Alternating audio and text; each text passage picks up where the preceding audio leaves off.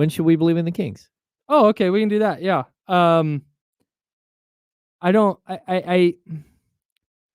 What they've done defensively, in fact, we were just looking this up at the break. They've given up 299 points the last 3 games. Mm-hmm. The last time they gave up fewer than 300 points in a 3-game stretch was May 2nd, 4th, and 5th of 2021.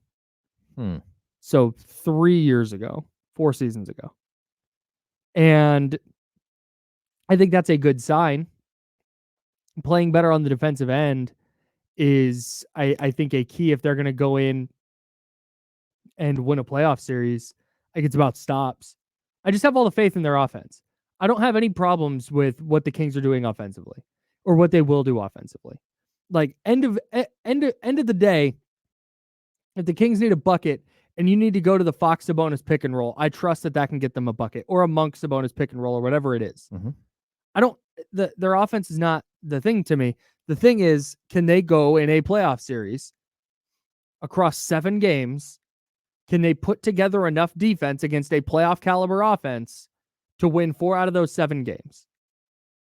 And if they play like they played the last 3 games, the answer to me is yes. But we have a much larger sample size of the answer being no. So I'm not there yet. And to me, this is believe in the Kings as a, oh, you know what? Hey, they could make a little bit. I don't think they're going to the finals. Yeah, they could win a series and scare somebody in the second round, which is kind of what I expected coming into this year. Maybe they make the conference finals if everything goes right. Okay. But I'm not, I can't get there yet. They're still too inconsistent for me. Yeah, I mean, I think you asked this question like we had on the rundown last week, and it's, if they were to beat the Knicks, would you have believed in them? And my answer is no.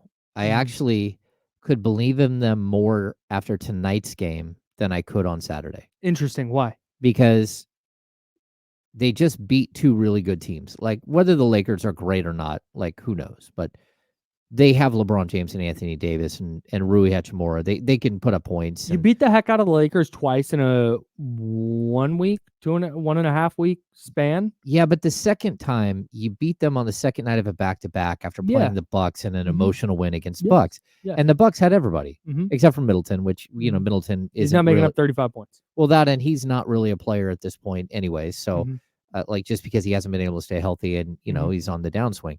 So my point is that you show that you can beat the Lakers and the Bucks, and then you had another really good team. The Kings get up for really good teams. They're ready for a really good team. And the Knicks are a really good team. Whether you love them or not, they're a team that's pacing to win 50 games. And it's not that game that scares me. It's that you now have 8 games in a row where maybe 5 of them are just should win, have to win. If you don't win, then we're right back to square one.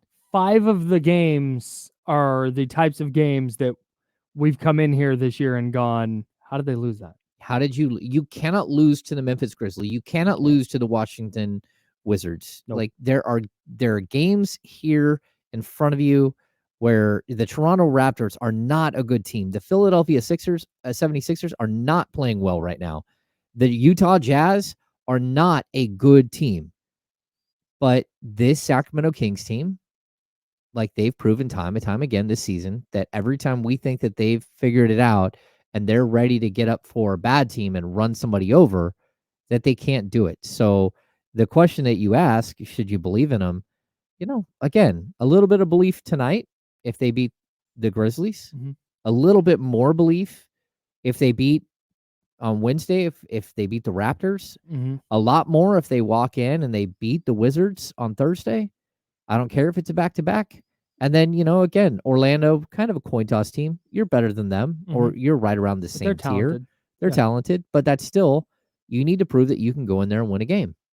And if they start doing that, they start stringing together, and all of a sudden we're looking at, let's say they win these 4 games right here in front of you, 1, 2, 3, 4. That puts you at 8-2 over your last 10. That's great. Bravo. Playing your best basketball going into the postseason. Peak now. It's okay you didn't peak before. Peak now. Yeah. Find your game now. Yeah. Get the offense cranking, but show that you can play defense. I think there's still time. 16 games is a long time. You build some momentum right here in this 8-game stretch. That final 8 games will take care of itself. Yeah, you put yourself in a very, very good position to win some of those games down the stretch. Whereas if they are, and this goes to the belief that, again, they can win a first-round series and give somebody a scare in the second round and maybe even make the conference finals. That's belief to me, as I'm defining it for this question. Okay. And to your point, if they go, let's say 6-2 in this stretch of games, maybe they slip up on one of their road games and they split with the Mavs. Let's just say, they lose in Orlando and they split with the Mavs in those 2 home games here at Golden 1. But you're 6-2 after those 8, and then you go in and you beat Utah to cap it. You'd feel so much better about them. Like, hey, they've got the Clippers down the stretch here. They've got the Suns again. Like, you feel better about them winning those tougher games than if they go 4-4 in these 8. You go 4-4 in those 8. It's impossible to look at that second set of 8 games going, they can win 6 of these. No. So I'm with you, man. These aren't the toughest games left on their schedule, but given the ups and downs of this season, I need to see this. I know that they can beat Denver 3 out of 4 times. Mm-hmm. I know that they can beat the Suns. I know that they can beat the Clippers. I got all that up here. I don't know that they can consistently play well against good teams and against bad teams. I need to see that, where I can now go, hey, I know what Kings team I'm getting no matter the night. Yeah. And right now I don't have that. They could go into a first round series and it would be like, sure, maybe they go to 7 games with the Nuggets. Or maybe they get swept by the Timberwolves. Like I've got nothing for you. Yeah. It just, well, that's the problem. I need that consistency. The other thing I'll just keep pointing out, nothing is guaranteed. Like here they are. Nope. Like you want to guarantee, go 12-4 of the final 16, win 50 games, and you'll be a 6 seed or a 5 seed. Mm-hmm. I mean, the Clippers are just like hanging out, like waiting for you to take right them over. There for them. It is. Mm-hmm. Like you could easily be Pacific Division champs, and I know that doesn't mean anything, but a home series, you probably get a home series, yeah. So this is the other thing for me. Figure it out. No, it is just as, to me, you say it's on the table that they go win the Pacific Division, and this is where my belief in the Kings comes in, where my lack of belief in them comes in, is you say that, and I'm like, dang, you know what? They could easily pick up 4 games on the Clippers over these next 16, because they both have 16 games left. They could definitely pick up 4 games on the Clippers and win the Pacific Division. But there's an equal part of my brain going, they could go 8-8 in these last 16 and lose 2 playing games. Like that's as on the table to me right now. Yeah. Now it's I will say this, how they played the last 3 games, I've been very, very impressed. Particularly on defense. I think defensively they've been a lot better the last 3 games and consistently good for 48 minutes over those 3 games. Jalen Brunson going off aside. And Trista Crick on the Heat Checker podcast made the case that Jalen Brunson deserves some MVP love.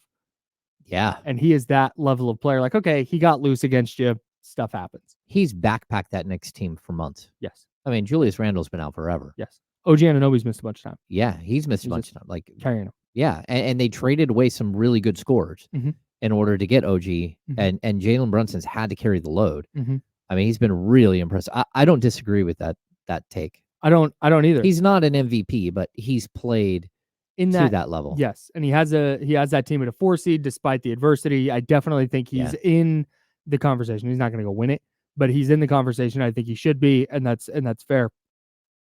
But that's what I would love to see. Go be that for the next week or 2 weeks, and show me that. And at that point, I will be fully on board with, okay, forget the first 60 plus games, 66 games. Here they are. This is what we're expecting. They're peaking at the right time, and then we can move forward from there. I just, I'm not ready to get there just yet, based on just too many poor performances this year, and too many moments where you've gone, oh, they're turning a corner, and then they don't.